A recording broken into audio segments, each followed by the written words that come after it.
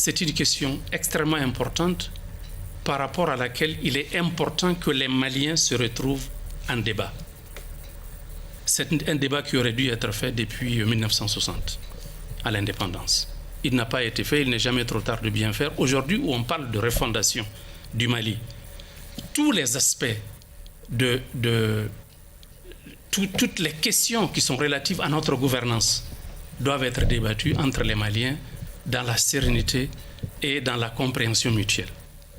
Alors, c'est pour vous dire que d'abord, il y a une chose à comprendre.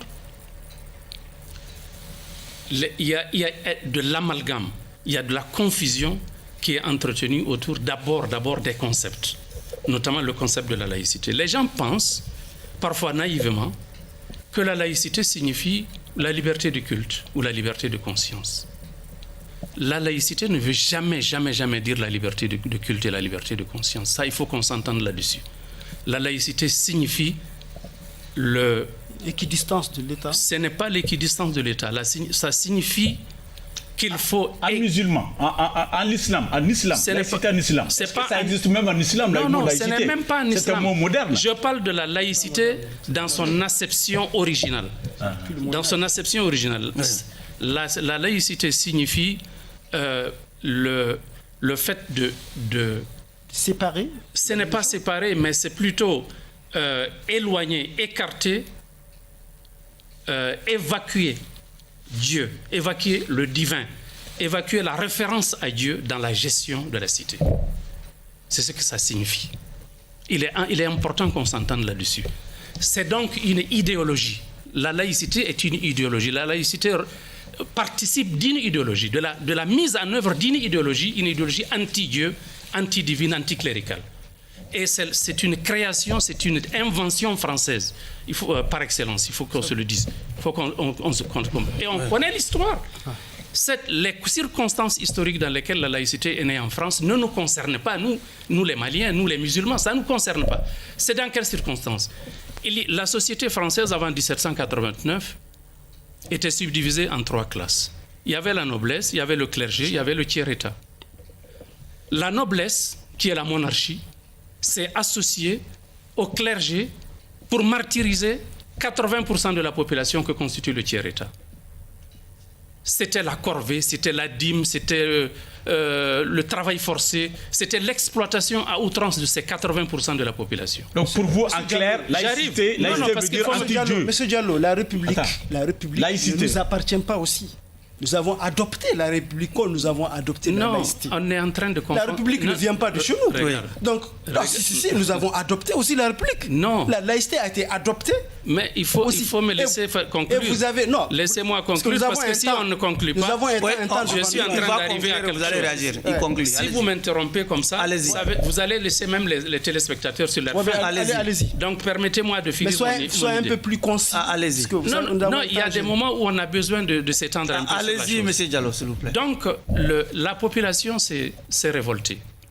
Ce n'est pas seulement en France, c'est dans toute l'Europe. On s'est révolté, il y a eu la fameuse révolution de 1789, la monarchie a été renversée, le roi, c'était Louis XVI, et sa femme, Marie-Antoinette, ont été décapités. Et ensuite, le clergé qui était complice de la noblesse dans l'exploitation à outrance de la population aussi a été... Qui s'occupait de l'éducation, qui s'occupait des propriétés terriennes, etc., a été dépossédé de ses biens et a été mis à l'écart du système éducatif. Et on a proclamé la République. Enfin, ça a commencé d'abord par l'Empire, ensuite de changement de mutation en mutation. En 1905, il y a eu la fameuse loi sur la laïcité qui a consacré la situation actuelle que connaît la France. D'accord. Eh bien, ce problème-là, est-ce qu'il nous concerne, nous les musulmans? Nous, on n'a jamais eu aucun problème avec la religion, parce que pour nous, la religion, c'est le prophète qui l'a amené. La religion et la politique vont de pair. La religion, l'islam a son système législatif, son système éducatif, son système politique, son système... Sinon, beaucoup de Maliens aussi se demandent, est-ce que la laïcité empêche un courant religieux à mener son activité religieuse, par exemple, au Mali? Le problème n'est pas à ce niveau. Oui. Parce que j'allais venir à cela. Regardez, je vais vous donner la position de l'islam par rapport à la liberté de culte. Il est important de le comprendre parce que d'aucuns pensent que l'islam est contre la liberté du culte. C'est pourquoi les musulmans rejettent la laïcité. Oui. Ce n'est pas cela. Je vais vous dire pourquoi. Le prophète a dit, alayhi salatu wasalam, dans un hadith, c'est notre référence principale. C'est lui qui a été le réceptacle de la révélation coranique. Il faut le dire directement en français. Il ne faut pas dire d'abord en arabe et puis traduire. Allez-y, non. Dites-le directement. Où est le problème?